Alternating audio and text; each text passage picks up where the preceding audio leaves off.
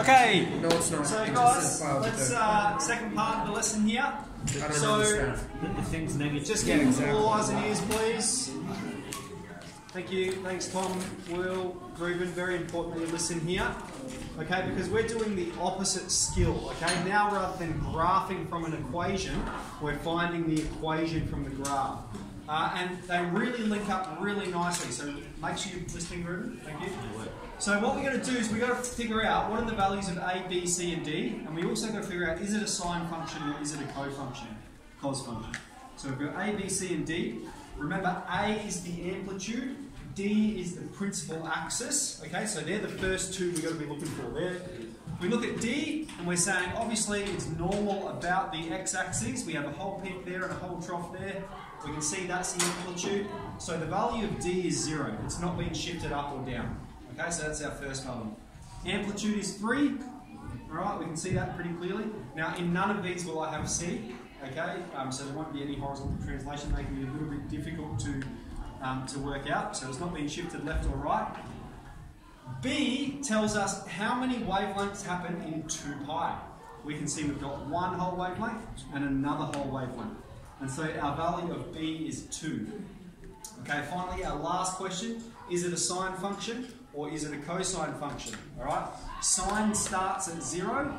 Okay, so sine has this shape. Cos starts at 1, so cos has this shape. So if it starts at the maximum point, it's a cos function. If it starts at 0, if it starts at its principal axis, it's a sine function. So here we have a sine function, and the equation is 3 sine 2x. All right, A is 3, B is 2, C and D is 0, so we don't need to put them into the general sine function.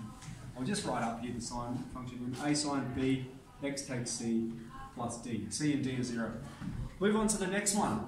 Okay, the first thing we'll look for, I think, is the principal axes. And if it helps, list A, B, C, D. Now we can see here the principal axis is the dotted line about which it propagates itself. So that's -5. D is -5. What's the amplitude? 5. Okay, very good. Not stated explicitly, but it is implicit. Okay, that the distance from the principal axis to the maximum point, that is 5 units, which means our amplitude is 5 units. Okay, our value of B, how many wavelengths in 2 pi?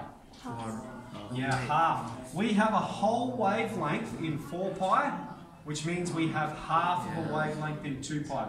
So you can put half or you can put 0.5, either is fine. So that means the function for this one is, again, it's a sine function because it's starting at the principal axis. Y is 5 sine of half x or 0.5x, whichever you prefer. Take 5. Okay, A sine B of x, there is no C, C is 0. Take D. Okay, last one, example C. If we're talking about A, B, C, D, we can see we've got vertical translation of -1. That's the principal axis, -1. Amplitude then is the distance between the maximum point and the principal axis. So we've got an amplitude of 2.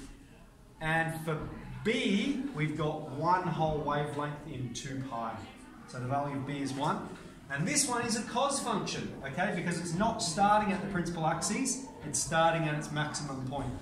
So this one is going to be 2 cos x take 1.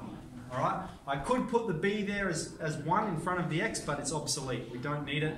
X by itself means one lot of x. Okay, so you've got enough information now to do to go back and do 18 if you want to, and we've got 20 and 21. Let's get into it.